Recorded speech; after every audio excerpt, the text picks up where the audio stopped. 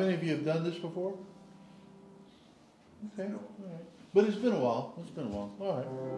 On a second. Did we in our own strength confide? Our stars and losing. We're not the right man on our side. The man of God's own choosing. Just ask who that may be.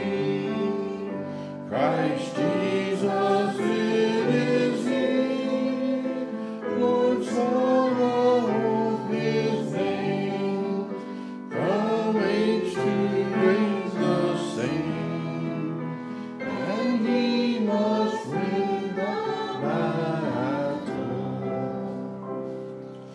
And though this world with devils filled should threaten to undo us, we will not fear, for God hath willed His truth to triumph through us. The Prince of Darkness reigns. We tremble not for Him. His rage we can endure. For lo, His doom is sure. One little word shall fail Him. That word above all earthly powers. No thanks to Him abideth. The Spirit and the gift are ours. Through Him with us inside. Goods and kindred go. This mortal life also. The body they may kill. God's truth abideth still. His kingdom is forever. All right, if you flip over to 125, it is a tremendous song. So much truth, so much fact, based on the Word of God. Jesus paid it all.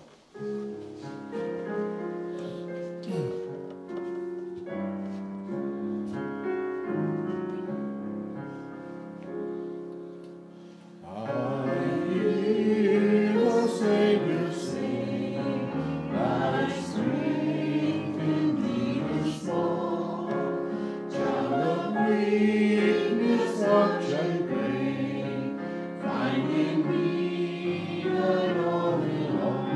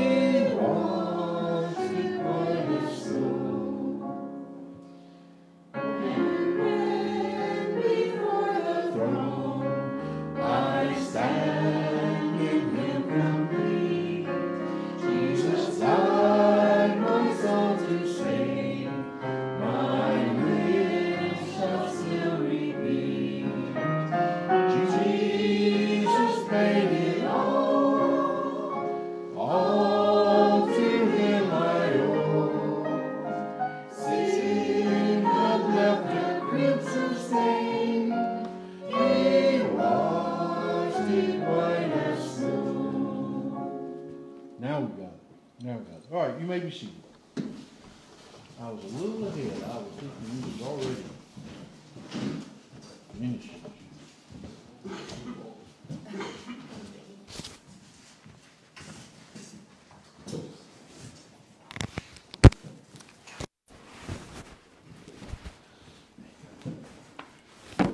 All right, we're in Judges chapter 9. Judges chapter 9. We'd gotten down to verse 18.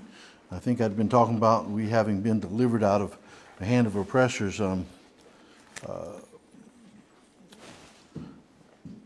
not sure that's the last statement I said, but anyway, I did mention that we have a lot of freedom in Canada and USA, and a lot of times we don't appreciate that. I made mention this morning, and it may come up in this or it may come up in the sermon. I think it's some sooner or later in our lessons. I made mention this morning as I was going through the lessons and writing more and thinking, I said, the day in which we live right now is the turning. I mean, this is really, and I'll explain it a little bit more. And I know we've been living in last times. I'm not knocking on that, but this is what we see is the beginning of the end. The conversation that we had earlier, right before we started, about the freedoms of getting on planes, the terrorism that's going on. And we didn't mention terrorism, but that was the result. That terrorism act was the result. It resulted in the lack of freedoms. But this is a continuing and progressing thing. If you really pay attention, it's continually going. And it didn't start there. It started years ago. But it's just a gradual increase. And you know, it's going to happen. The Bible doesn't say it's going to get better and better and then Christ will come. It doesn't say we're going to be perfect one day and then when we're ready, He'll come. It says that it's going to get worse and worse and worse, and God's going to come and take us out of it. And then He's going to let her go. And I'm glad He's going to take me out before He does all that. I'd much rather be home with Him. So anyway, we are at verse 18, and it says, "And ye are risen up against my father's house this day, and have slain his sons, 70 persons upon one stone, and have made Abimelech, the son of his maidservant, king over the Menashim, because he is your brother." And so as we start out, we're talking about Jotham and his decree that he decreed against these people. And all because of Gideon's sacrifice, all because of his willingness to wage war on behalf of this people is what happened. And now you say, well, how can you blame him? Well, I'm not really blaming him, but I'm telling you what happened. It was because of Gideon's willingness to serve on their behalf that they had the freedoms they enjoyed. And because they enjoyed those freedoms, what happens? Whenever we get freedom, what happens? We become complacent. I mean, we have how many of you have more than one Bible at home? You personally have more than one Bible. Okay, how many of you had more than two? Can you count the iPad and iPhone too? Sure, because that's the word. How many of you have more than 3? 4? 5? Yeah, see? Now, do you have one you read regular? Don't raise your hands, you know. But you understand what I'm saying? We have so many. I myself, I hate to say how many I have. I have 2 Russian English ones. I know I have 2 of these. Come on in, sir. Pick your seat anywhere. I have 2 of these that they last me about 9 years. I have a Cambridge, and then I have numerous others. Some are studies, some are not. And to be honest with you, I don't use them all. I really don't. I use one Bible at a time. Sometimes I'll pick out 2 when I'm doing some comparisons, but usually one Bible at a time. And yet there's places in the world where they have none. It's an amazing thing. But yeah, apathy builds up. We begin to take our freedoms, I can't even think of the word now, for granted. You know, you think about the word today is entitlement. The word has always been entitlement. But what happens is you begin to give somebody something. And as you continue to give them something, after a while, they become to think they're entitled to it.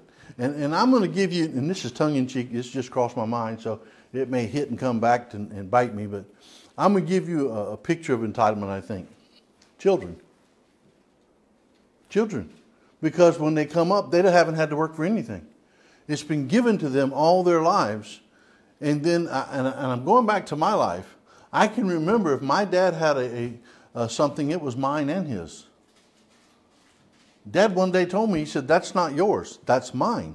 And I'm thinking, really? You know, he never told me that before. I'd never thought of it in that aspect. What was mine, and what was his was mine. Is that not? Am I saying anything that's out of? It is the way we come up, because we're being given everything, and we never have to work for it.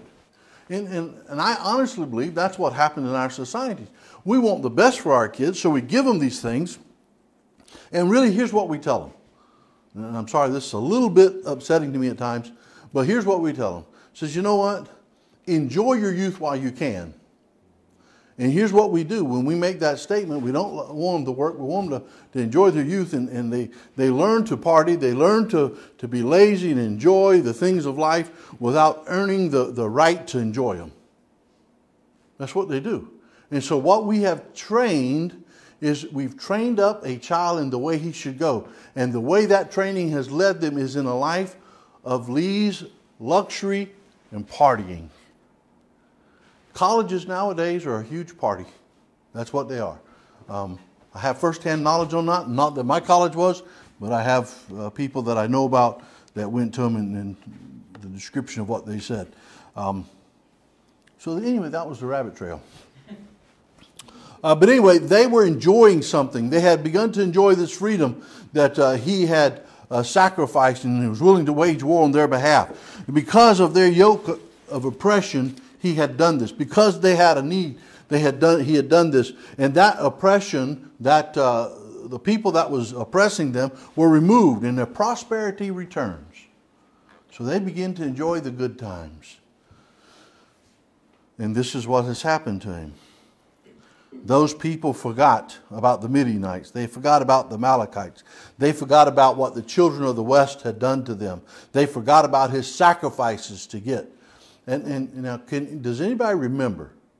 I know I'm slow.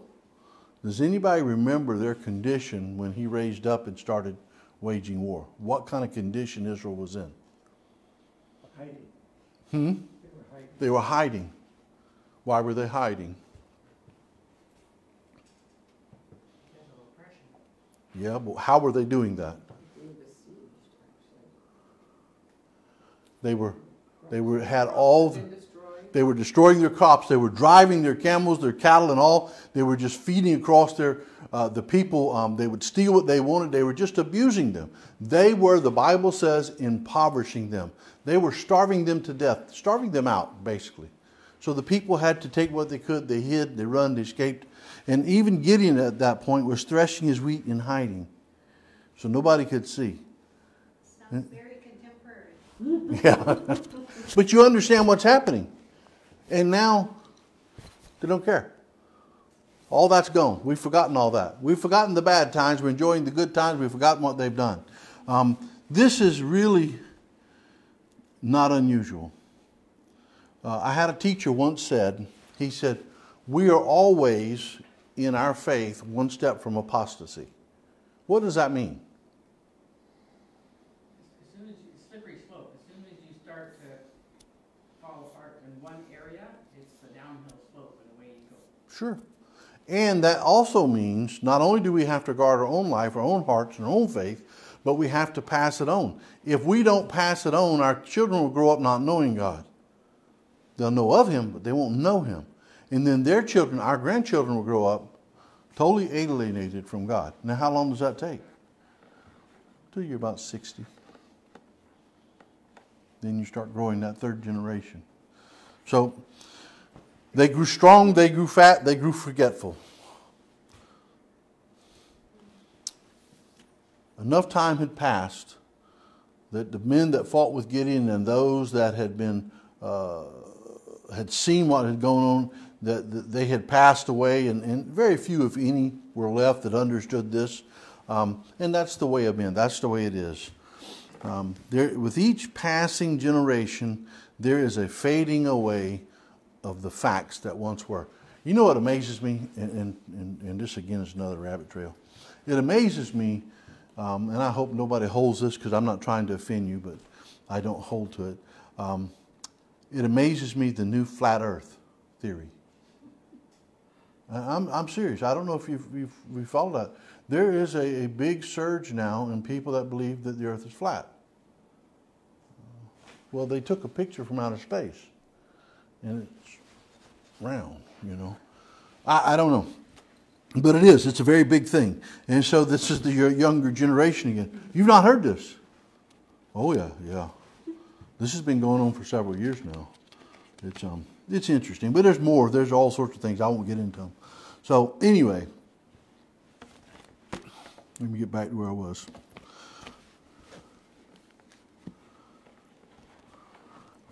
I've heard this a lot as well. To forget our past is to doom ourselves to relive it in the future. We need to be careful.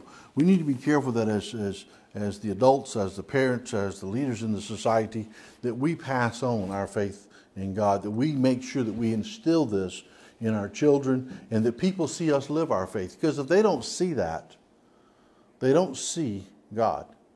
By the way, if you're a child of God, if you're a Christian, you're indwelt by the Spirit of God, you are, as it were, Christ walking this earth. And people should see Christ in you. They should not see you, but they should see Christ and be a testimony of His name.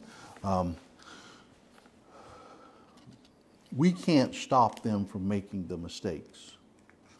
You know, I can remember my parents would tell me, said, don't do that. You'll regret that. And I did it anyway. And yes, I regretted it. But typically, very seldom do we learn by somebody else's mistakes. We typically like to learn them ourselves.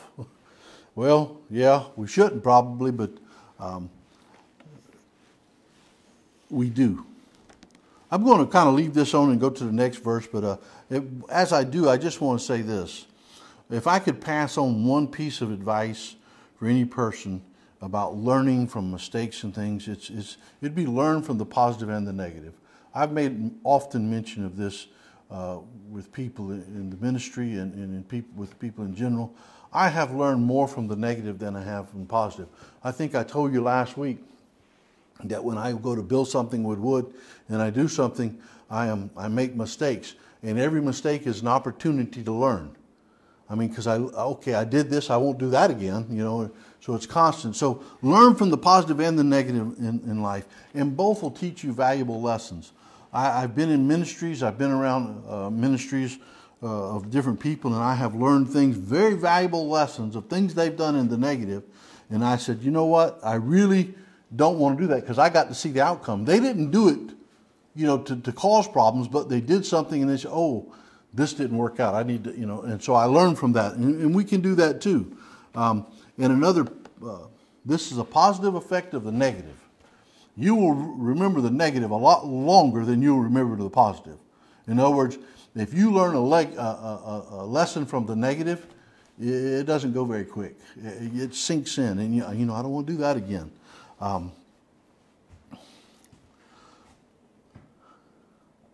Take what you learn in the negative, apply it to your life, and determine in your heart that you're not going to be that way or allow that in your life. Now, I say all that to finish up this saying this. This is the reason Gideon's sons were killed.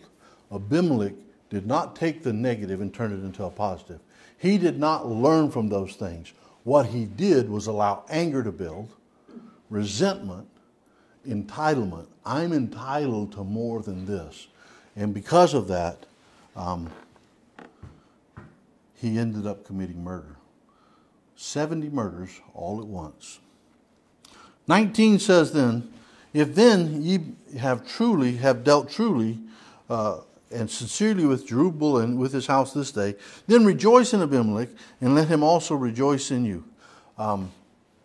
So he continues in his thoughts with what I find to be somewhat of a parallel or comparison with verses in 19 and 20.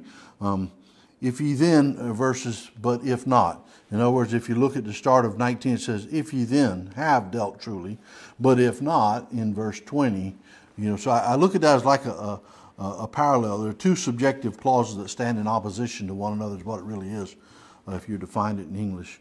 So then if you've dealt truly and sincerely with Jubal and with his house this day, if is always subjective. I mean, to the following actions or statement. And what he's referring to here is truly and sincerely. So if the actions produced by you toward my family were really in truth, if they were righteous actions because of some sinfulness or unlawful act my family or my brothers have done, then that being said, then if your judgment is sound, it is in integrity. So he's questioning, in a way, he's putting out a statement and questioning the integrity of their actions. Did you really do this in the integrity of your heart? Did you really believe when you were following this man that you made king that what he was doing was right? Remember what we said, why he said all this? Do you recall what we said last week? He's bringing into question in their mind.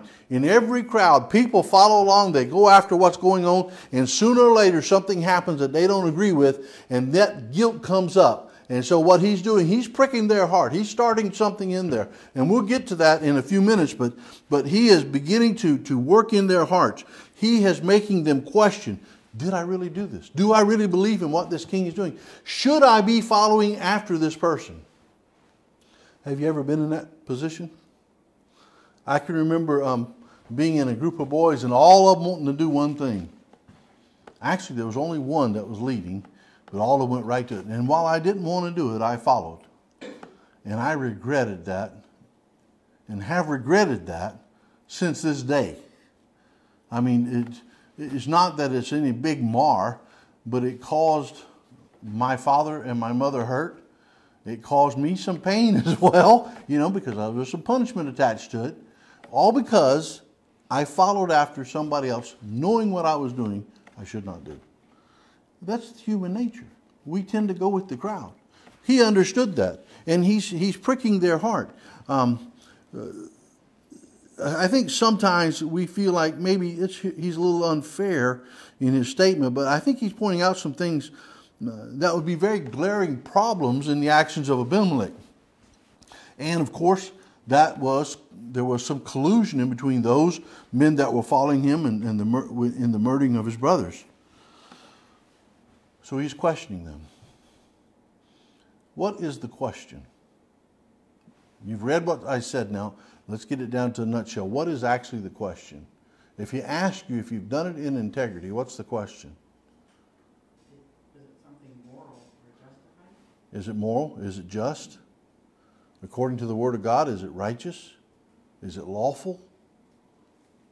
Now, do you think these men were bad men?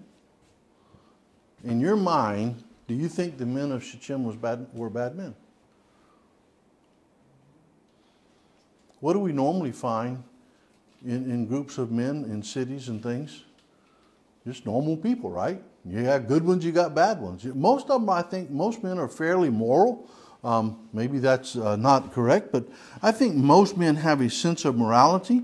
And so I guess he's asking if what you've done here is according to the law. Now, how do you know whether something is according to the law? Well, they have laws, right? Thank you. Boy, I give you that one and I didn't get it. Anyway. Now, here's the challenging part, so I guess I'm going to have to give you the answer here too. Let's see. What is the reasons they establish laws? Why do we have law? Keep order.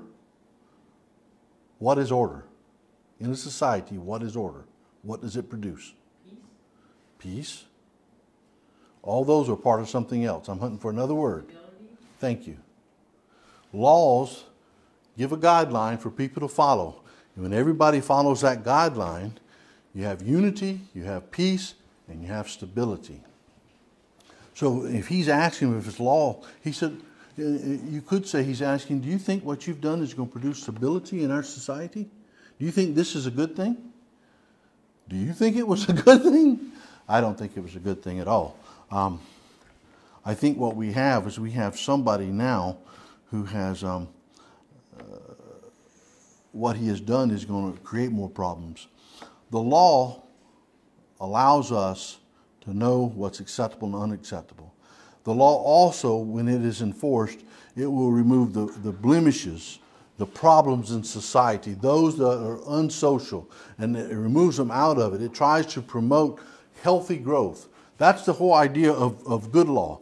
And he says, if this is what you've done, it's everything you've done has been in the integrity of your heart. If you thought my kinfolk needed to be removed to promote a healthy society, then what does he say here next? Then rejoice ye in Abimelech. If you've done what you've done in integrity, if you believe what you've done was righteous. Now, I don't know about you, but if I was in the midst of a bad bunch of people and I know I'd done wrong, this would just prick my heart. My guilt would start building. I would start feeling so bad about myself, I'd want to hang my head. Wouldn't you? Especially talking murder here. What they had done was not it was not done to maintain peace. It was not done according to law. What they had done was nowhere near this.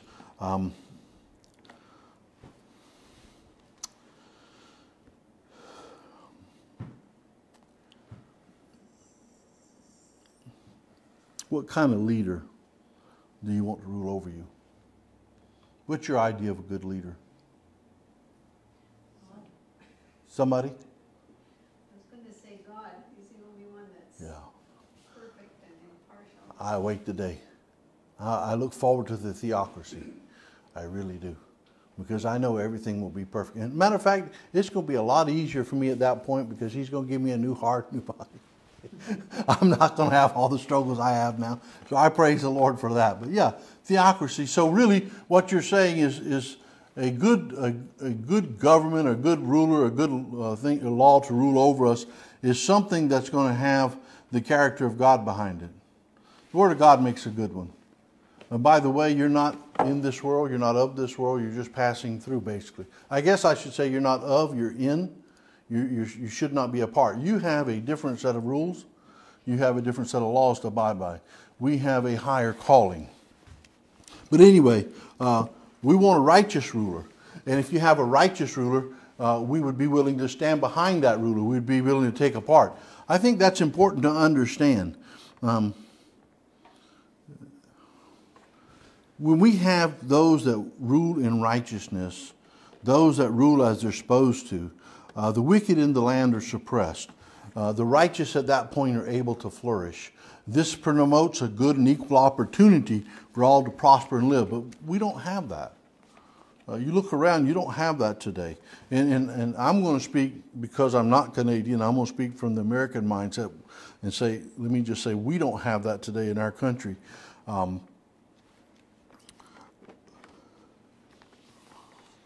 I'm going to say some things here, more of my opinion at this point. And you're free to throw tomatoes. Please, not the songbooks, they hurt. But anyway, the foundation for men to have a good life is freedom from tyranny of evil men. That's only placed in check by the rule of righteousness. And those men that rule in righteousness can only have a good rule, can only accomplish what they seek to accomplish when those that are ruled over help them to fulfill the war they wage on evil. In other words, there has to be a unity. So in my opinion, when the rulers and those that rule are not willing to work together, if they're not willing to work toward that same goal, the outcome is never what either side desires, because there's already a division in between the two. And it'll never, it's never going to be a peaceful rule. There's always going to be problems. I think what you'll find out in what we see in the States, it's going to be known for the division it creates. And this didn't start with this last president. It didn't start with the president before. If you will look back through the state's time, this has been foaming. That's why I tell you, it didn't start today. It didn't start yesterday. This has been coming for a while. And again, these are opinions I've thought of myself. So if they're faulty, they're me. In my opinion, also, we live in a very divided age. When people, it seems to me that people are just set against each other. Am I the only one that sees this today? So we all kind of agree with that. Does that kind of sound familiar to you in a way? It's in Scripture that that's how it will be at the end, right? Let me I'll go to 2 Timothy because this is one of those little rabbit trails I thought on a little bit this morning. It's probably not so much a rabbit, probably more of a mouse, but anyway. In 2 Timothy 3, and you really could go on with this, but this know also that in the last days, so starting 2 Timothy chapter 3, verse 1, perilous times shall come, for men shall be lovers of their own selves, covetous, boasters, proud, blasphemers, disobedient to parents, unthankful, unholy, without natural affection, truce breakers, false accusers, incontinent, fierce, despisers of those that are good, traitors, heady-minded, lovers of pleasures more than lovers of God, having a form of godliness but denying the power thereof. From such turn away. Does that sound anything like the days in which we live? That's exactly where my opinions were coming from. The more I thought about it, and that's why I said when I started out today, we're in the beginning of the end. Not that we have not been in the last times, but I see this magnifying. And Vera told me this morning, she says, hasn't it been this way for a while? I said, well, yeah, it has. She said, wasn't it that way in Bible times? I said, well, yeah, it was. But I don't know that we see the magnitude that we see today. Of course, maybe every generation has thought that. But I do see progression, and I do know we're in the last days. And so what I'm trying to say is all the more important for us to have a testimony. For all the more important for us to live our lives so close to God that they don't see us, that they see God, because the day's approaching. We have in our time now, because the people are like this that I just read in Timothy, and you could read that whole chapter and it applies. There is no longer any common ground, and without that, there cannot be any kind of unity in which people can pull together. There was, I remember in my youth, at least I think I remember correctly in my youth, early 20s, there was a somewhat of a unity among the people, but it seemed like now that it's getting worse and worse. People see what you have, and they come to want what you have, and they say, well, you know, you got what you got, but you don't need it all, so I can take some. It's like the thief in the night. He desires your possessions, but he's not willing to work for it. So these people, they set up Abimelech as their king. Did they really truly believe he was the right man for that position? I think most of them probably did not, but they went along with the crowd. He ran a good campaign. And when they took the lives of those sons of Gideon, did they truly believe that was a righteous act? Well, again, I don't think so. I think they were with the crowd, and I think some of them regretted it. Go on to verse 20. And I'm in the wrong book, but anyway. Verse 20, chapter 9. And he says this. He says, let him also rejoice in you, verse 20. But if not, if you have dealt truly, then rejoice. But if not, let fire come out from Abimelech and devour the men of Shechem and the house of Milo. Let fire come out from the men of Shechem and from the house of Milo and devour Abimelech. So he begins now, if their answer was no. In other words, if they did not think that he was the right man for that position, if they did not think that what they did was a righteous act, he's saying, then let fire come out. Something was happening here. I think when I read this and think about what he's saying, let me be very transparent. I am amazed at this man's ability to understand human nature.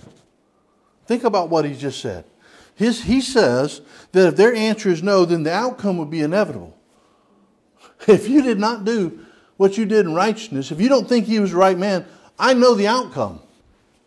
It may not take place today, but it's going to come to pass in time, because the conscience of these men cannot withstand the constant knowing of the guilt that's on them now. It has drove a thorn in between them. They see the nature of their king now. They understand his nature is not there. They've now got the guilt of those murders. He understood human nature, and at the end, good men cannot do evil and live in peace. He understood that. There's just no way. A peace always begins in the heart of men. And when they've done evil and that guilt's in there and it begins to gnaw on them, there can be no peace in that heart. He understood that. He also understood if a person does not have peace, then there'll be no happiness in that life. There'll be no contentment with the way their life is going, or in any situation. They just can't gain it. And what they will have is discontent. He understands that. He understands that with that discontent comes an inability to ever have happiness in their circumstance. And if you can't have happiness, what happens? You begin to foment discord because you're so miserable. Which again, when we look at Abimelech, that's what we see. We see a miserable man that his whole desire, his whole heart was to kill. So half of this equation of what he says in 20, he says, but if not, let the fire come out from Abimelech. That half was already prepared. Abimelech, the fire was already in him. You just had to kindle it. You just had to feed it. That's all you had to do with him. He was ready. He was in a position of discontent. He's been simmering for some time. He has reached a place where he's gained authority. And once he gains authority, if you're discontent with somebody, once you gain authority, what you do? You begin to express that authority. It begins to boil out. What you have kept in, now you have the authority to release on others. And this is what he's done. So he boils over. And as he boils over, he begins to do things guided by his anger and resentment that in his eyes looks right. You know, if you ever get angry at somebody and you lash out, especially if you watch little kids and you ask them, why'd you do that? He deserved it. Well, you may have watched the whole situation and realized they didn't, but in his eyes, because of that anger, because he's gotten so mad and his emotions have taken hold, he said, well, they deserved it. That was from his side. So Abimelech, it was just in his eyes. But how about in the eyes of those he was leading? In the eyes of good men, conscionable men? Well, no. And because of that, his actions sow discord. They begin to drive wedges and division and begin to bring chaos among those people. That's what we call the sowing the seeds of change. As those things begin to happen, change is going to come on the heels of it, because there's going to be so much discontent. These people, they can't continue to take that. So what we have in these actions is a fanning of the fires. And this is on both sides. You notice what he says here in 20. He says, let the fire come out of Abimelech and devour the men of Shechem. And then he says, let the fire come out from the men of Shechem and from the house of Milo and devour Abimelech. The fire is being fanned on both sides now. These men, they're getting to resent, they're getting to dislike. It's all in there. And so that hatred in Abimelech's heart's being fanned. The seeds he's set in those other ones now are beginning to take root. They're beginning to grow. Things are beginning to get heated. Let's step back now and think of Jotham. Jotham understood this. Now, to me, that's amazing. A group of men murdered his brothers, but yet he had the ability to see what was going on and understand the human psyche and what was in the hearts of men. He understood not all men are bad men, but they may do bad things. He understood that there were some good men in there with good hearts that followed him for the wrong reasons. They got caught up in it. To me, I'm amazed when I look at what he has seen and what he understands. And the more I study this situation and his reaction, the more I'm amazed at his vision. he had a very good understanding of Abimelech's nature. He had a very good understanding of the way men were. There's nothing really supernatural going on at this point. I mean, he's pronouncing these things, and you call it a curse. I just think he understood the outcome based on the nature of men in Abimelech. He understood what he said was going to strike their hearts. Go to 21, and I'm just going to make quick mention, and we'll take this up next week. He says, and Jotham ran away and fled and went to Beer. Now, that doesn't mean he went out and partied. Totally different deal. And dwelt there for fear of Abimelech, his brother. Smartest thing he could have done at that point. And he did it, I think, he understood his brother. He had fear. But I also think he still had in mind men. He was the catalyst. If he stayed there so long and kept on, he'd been the focus. He said what he said and he got out. So now the focus resides back on Abimelech and those men and his actions. But if he'd have stayed there and kept trying to foment, the focus would have come on him. I think this is the smartest move he's made. He understood enough of the character of men and said, okay, I've done what I can, and now I need to get out of here and let them have it. And he did. And we find in 23 that eventually God, after 3 years, God sent an evil spirit. God allowed those men to prepare their hearts and be prepared to do what he wanted to do. And it come to pass. So we'll pick up in 21 next Sunday. And we are dismissed. We'll be back on the hour.